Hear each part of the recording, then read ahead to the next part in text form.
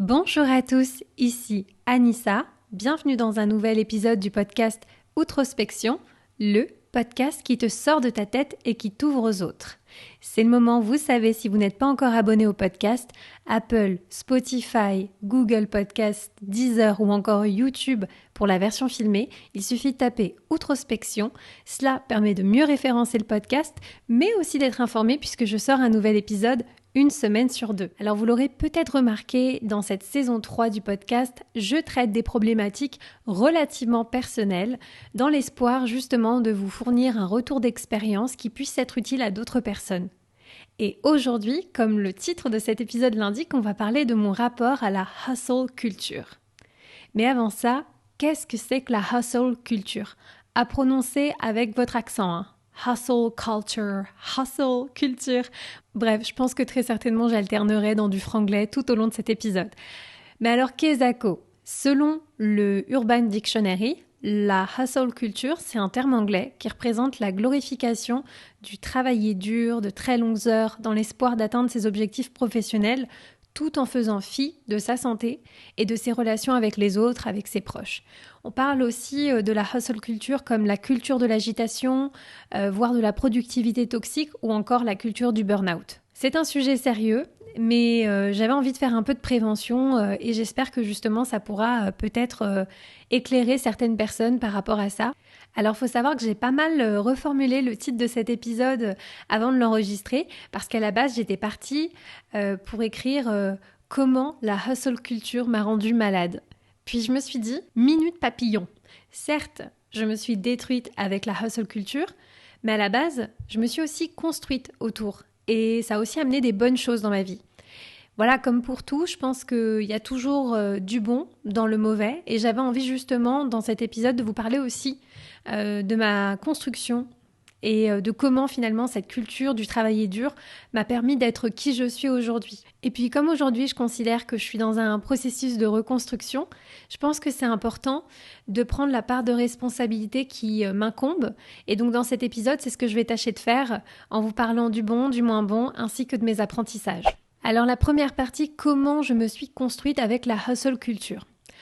Avant qu'on rentre dans les détails, il faut savoir bien entendu que je n'ai jamais fait les choses en me disant « Tiens, j'ai envie de rentrer dans la hustle culture, c'est un peu comme un club parce que j'ai envie d'être une bosseuse et que je trouve ça trop cool, les termes américains. » Pas du tout, évidemment. Je pense que j'ai d'ailleurs conscientisé ce que ça voulait dire giga tardivement, c'est-à-dire en 2021. En fait, moi, j'ai commencé très jeune à travailler pour me faire de l'argent de poche et voilà, je suis passée par tout un tas de petits jobs, hein, promener des chiens, faire du repassage, aide à domicile pour les personnes âgées, babysitter et j'en passe. Ce qui fait qu'avant mes 16 ans, donc l'âge légal pour pouvoir officiellement travailler, j'avais déjà fait une dizaine de petits jobs. Très tôt, justement, j'ai compris l'importance du travail et de l'effort pour pouvoir gagner de l'argent. Et c'est vrai qu'une fois que j'ai eu l'âge de travailler officiellement, j'ai jamais arrêté en fait. Je travaillais pendant les week-ends, les vacances scolaires, les grandes vacances.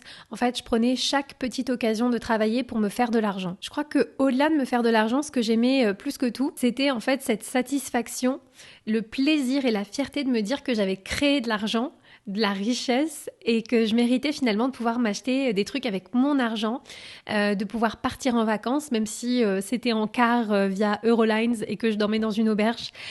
Finalement je me disais ok, certes c'est pas le grand luxe mais en tout cas je dois rien à personne si ce n'est à moi-même et j'étais aussi fière de me dire voilà, moi j'ai pas maman, papa pour m'aider mais je me débrouille pas si mal. Et c'est vrai que pendant toutes ces années étudiantes, j'ai appris énormément, j'ai monté en compétences aussi rapidement, j'avais un CV qui était assez riche et quali, alors que j'avais même pas encore commencé ma carrière. Et en fait, finalement, ce côté hustle, il a été hyper bénéfique parce que ça m'a rendue attractive sur le marché de l'emploi, ça m'a permis d'avoir davantage confiance en moi.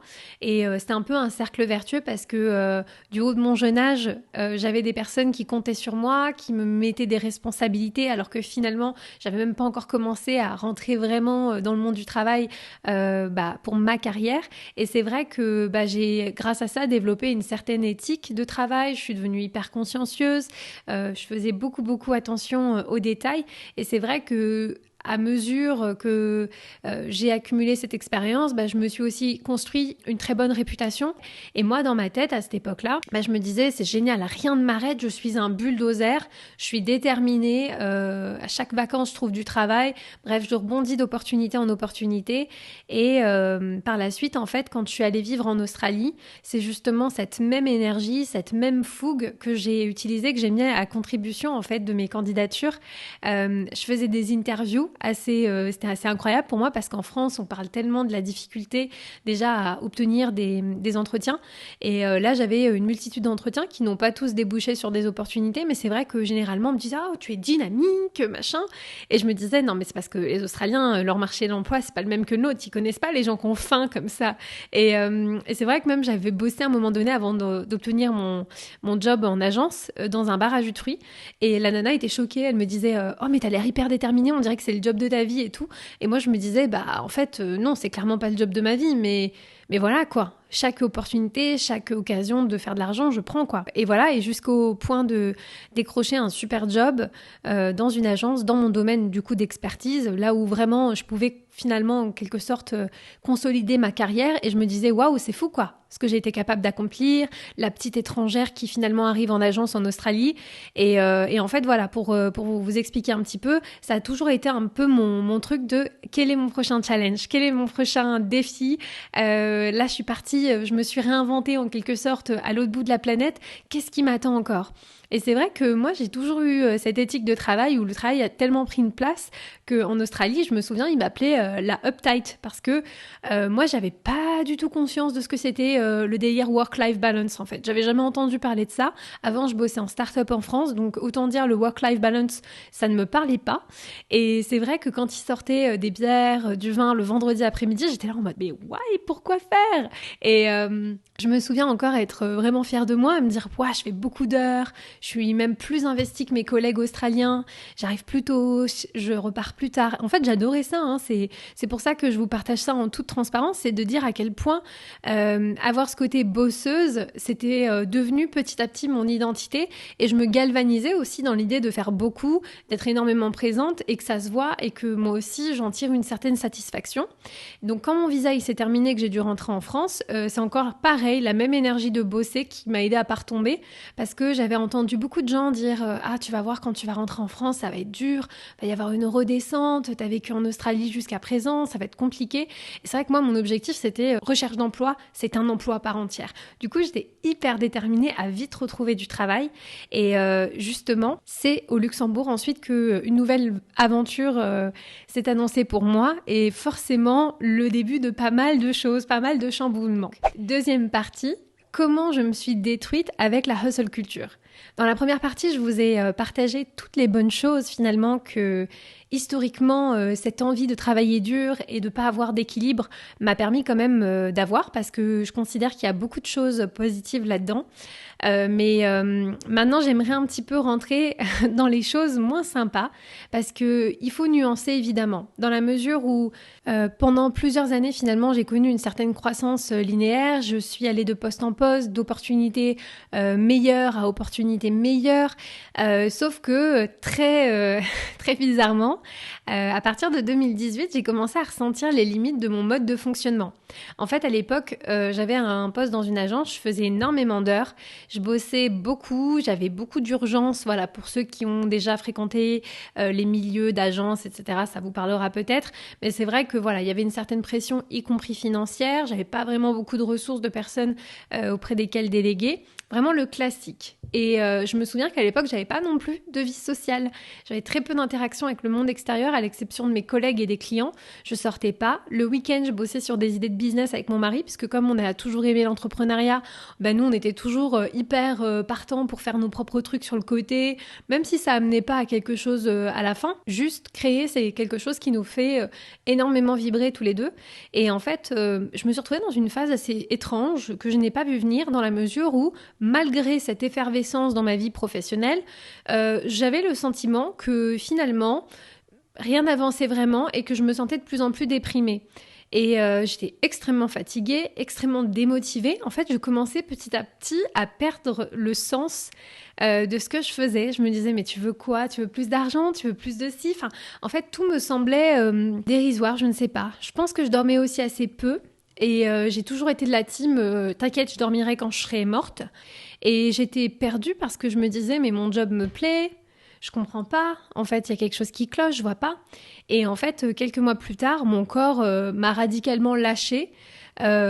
J'ai été ensuite arrêtée. On m'a fait un premier diagnostic de burn-out qu'à l'époque je refusais et que je n'osais vraiment pas partager parce qu'en fait, pour moi, c'était un truc que je voyais comme une maladie de faible. Je me suis absolument pas vue tomber dans ce burn-out. Si vous souhaitez un petit peu plus comprendre mon parcours, justement à l'époque, puis plus récemment, ce qui m'est arrivé, j'en ai récemment parlé dans le podcast de Mila Regard qui s'appelle le Puzzle Podcast. Je vous mettrai le lien ici ou dans les notes directement de l'épisode où justement je raconte mes 2 burn-out plus en détail, comme ça vous voyez un petit peu le cheminement. Mais c'est vrai que le premier burn-out que j'ai vécu en 2018, eh bien même si j'étais quand même dans le déni, ça a été quand même un certain wake-up call. Je me suis quand même dit, tiens, il y a un truc dans ta manière de faire, dans ta manière de travailler et de traiter un petit peu les choses de ta vie qui n'est pas OK. Donc j'ai compris des choses et j'ai compris qu'il fallait que je m'accorde du temps pour moi. Du coup, je suis tombée un petit peu aussi dans une forme de boulimie en fait avec les contenus que je consultais, que je consommais à l'époque, le développement personnel, les finances perso. En fait, j'ai jamais autant lu et appris de choses que pendant cette période. Je suis aussi passée à l'action, ce qui était formidable. J'ai changé beaucoup de choses dans ma vie après ça. Après ce premier burn-out, j'ai bousculé pas mal de choses dans ma vie. Je me suis aussi remise à voyager, j'ai commencé l'écriture, j'ai aussi créé ce podcast, ne l'oublions pas, dans cette période-là, en 2019, quelques mois plus tard, et ça a été formidable en fait. Mais vous savez ce qu'on dit, chasse le naturel et il revient au galop. Et donc finalement, de la même manière où j'ai toujours été en quête d'excellence dans ce que je faisais, eh bien je l'ai été aussi avec ma santé mentale, avec le fait d'aller bien, de me sentir de mieux en mieux, de gérer encore plus ma vie de manière équilibrée. Et en fait, j'avais beaucoup de projets et je les menais en fait finalement simultanément. Et j'étais galvanisée de ouf. Et je me souviens une phrase, une amie à moi qui m'a dit « Pourquoi t'as autant besoin de faire autant de projets ?» Et genre, je me souviens, ça m'a pas laissé indemne, cette question qu'elle m'a posée. J'étais là, je me disais, mais j'en suis capable en fait, pourquoi elle me dit ça, c'est bizarre. Elle me disait, mais t'es assez Anissa, t'es assez. Et tout ça me parlait pas forcément, mais ça m'avait quand même troublée. Et puis 2020 est venu mettre un gros chassé dans nos existences. Et donc finalement, le peu d'équilibre de vie que j'avais déjà, plus finalement cette estime de moi relativement fragiles, n'ont pas résisté à 2020 en fait. C'est que 2020, on avait énormément besoin de moi au travail. On était évidemment tous coupés de nos à côté. On n'avait pas de distraction, pas de divertissement pour nous détourner. Et en fait, moi, j'étais extrêmement focus sur ma productivité au travail ainsi que sur introspection.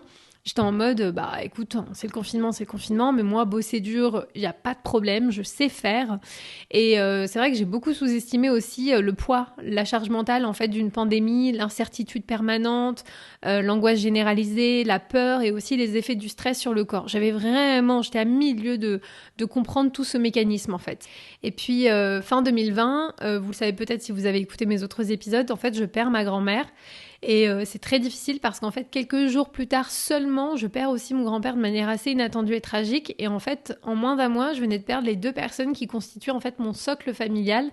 Et il me restait plus que mon père. Et en fait, tout ça m'est revenu à la gueule. L'aspect très fragile des choses, de la vie, des gens qui nous entourent. Et c'est vrai que j'étais anéantie.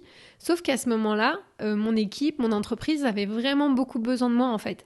Et moi, je me suis naturellement réfugiée dans le travail parce qu'en fait, à défaut de pouvoir changer les choses, ce qui se passait dans ma vie, dans la vie de ma famille, en fait, je me disais, je peux au moins faire ça, je peux au moins travailler, ça, je sais faire en fait, c'est mon mode de fonctionnement. Et donc, petit à petit, j'ai commencé à avoir des problèmes de santé. Ça, je vous accélère aussi dans le temps, ça s'est étalé sur plusieurs mois. Donc, ça venait se mettre dans la balance. Puis après, j'ai été aussi arrêtée, hospitalisée. Et en fait, je me souviens qu'à l'époque, mes préoccupations, quand j'étais dans ces différents états, c'était le regard des autres, la peur d'être décrédibilisée, démis de mes fonctions. Et je me disais, mais de quoi je vais avoir l'air? Je suis quand même responsable, j'ai une équipe, on compte sur moi, je suis un peu le bras droit du CEO, machin, etc. Moi, j'étais terrifiée à l'idée qu'on me retire ça. Et comme vous pouvez vous en douter, faire l'autruche m'a amené finalement à un second burn-out. Sauf que là, j'ai enfin compris que je pouvais plus ignorer le message. Vous savez, dans la vie, quand on comprend pas quelque chose, bah, la vie, elle nous repasse le plat éternellement tant qu'on n'a pas saisi ce qu'il y avait à saisir. Et en fait, je me suis dit, tiens, cette culture du femme indépendante, femme forte, femme manager qui a des fonctions, qui essaye de plaire et d'être indispensable, etc. Eh bien, on arrive à ses limites.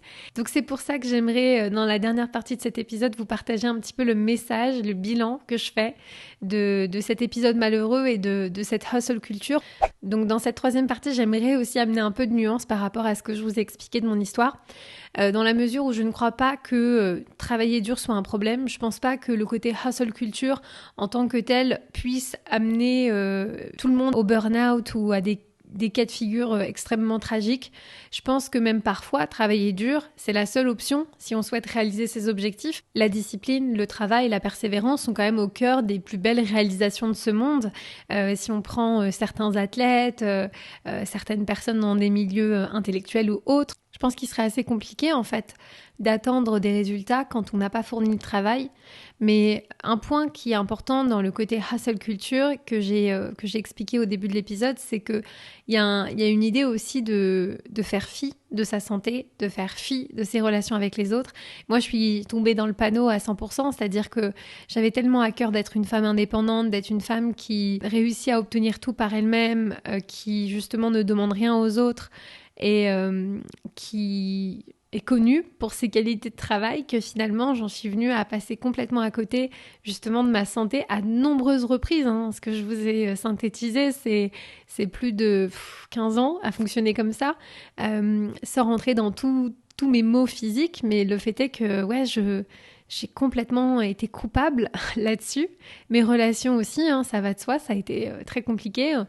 J'ai commencé à rencontrer vraiment des gens au moment où j'ai lancé le podcast, mais forcément avec le Covid, je voyais plus personne. Et puis à mesure que je voyais plus personne, j'avais plus envie de voir personne. Donc c'est un cercle vicieux aussi. Ça m'a amené aussi finalement à détester à certains moments ce que je faisais, à ne plus y trouver du sens, à ne plus y trouver finalement un certain désir, une certaine envie, une certaine énergie à faire les choses. Et justement, c'est ce truc, ok, j'ai ça à faire, ça va être chiant, ça va être long, je vais le faire. Et puis très régulièrement jusqu'à m'en dégoûter. Et ça, c'est quelque chose qui m'a marquée parce que finalement, dans la hustle culture, le problème, c'est certainement le manque d'équilibre.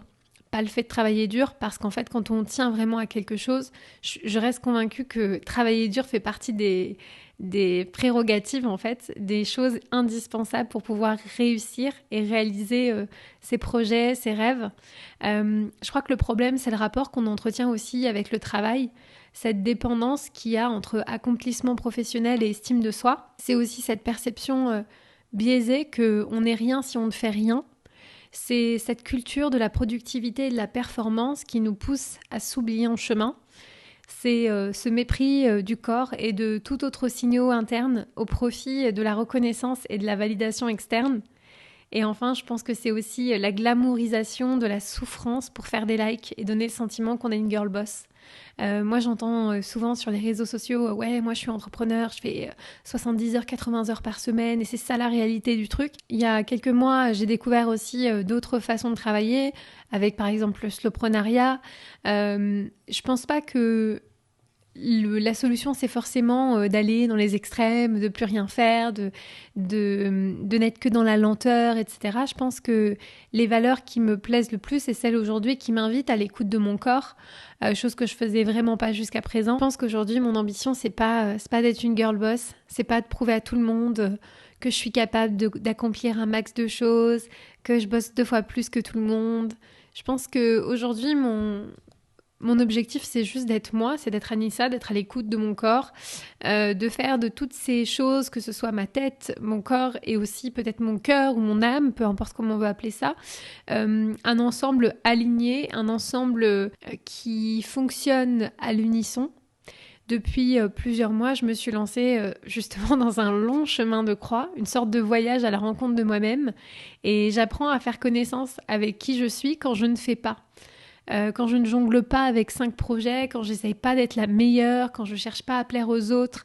Et franchement, c'est fascinant, croyez-moi. Un peu déroutant par moments, mais c'est aussi ça la reconstruction post-burnout. Je pense qu'en fait, quand tu as tout brûlé de l'intérieur, il te reste plus qu'à tout reconstruire. Mais l'avantage, c'est qu'une fois que tout a brûlé, il y a une vue bien dégagée. J'ai pas beaucoup de certitude sur la hustle culture et sur les séquelles, on va dire, que je porte encore en moi. Ce que je peux dire, c'est que c'est pas de la faute de la hustle culture, c'est mon rapport à ça. C'est pourquoi est-ce que j'ai adopté cette culture-là, pourquoi est-ce que j'avais envie de l'incarner à un certain moment. Et tout ça, ça fait l'objet de ce chemin de réflexion, de cheminement. Et justement, c'est ce que je compte davantage vous partager dans les semaines, dans les mois à venir, en mots et en images, puisque je suis notamment sur Instagram. Si vous ne me suivez pas, le compte c'est @outrospection.lu. Mais j'ai aussi créé un billet doux pour le moment qui est sur un format mensuel et je vais vous mettre le lien dans les notes du podcast, mais je vous invite chaudement à aller me suivre là-bas parce que peut-être que ça pourrait intéresser des personnes de voir comment est-ce que moi je me dépatouille dans cette exploration. Je pense que dans une ère post-Covid, il y a beaucoup de gens qui sont dans des remises en question, de tout âge d'ailleurs, et que peut-être que en documentant et en vous partageant un petit peu mes réflexions et mes enseignements, ça peut servir de base pour d'autres personnes. En tout cas, ça a toujours été l'objectif d'Outrospection. Donc voilà, je compte bien faire en sorte que ça le reste. N'hésitez pas à me rejoindre sur les réseaux, à me donner aussi votre avis en commentaire. Je suis toujours très preneuse et comme je vous dis, je réponds à chaque commentaire. Savoir ce que vous pensez de la hustle culture, le bon, le moins bon, dans la mesure où, comme vous l'avez entendu tout au long de l'épisode, moi je suis 50 nuances de nuances, comme dit ma communauté. Donc pour moi, c'est jamais ou blanc ou noir. La vérité se trouve un petit peu entre les deux, ce qui fait que j'ai pas du tout envie de le diaboliser, de diaboliser un petit peu le côté hustle, parce que je pense que c'est aussi ça qui m'a amené là où j'en suis aujourd'hui. Donc c'est sans regret, c'était à refaire, on ferait le même chemin juste pour apprendre les mêmes choses. Voilà, en tout cas, prenez bien soin de vous. Nous, on se retrouve dans 2 semaines pour un nouvel épisode de podcast. Je vous fais des bisous, à bientôt. Ciao!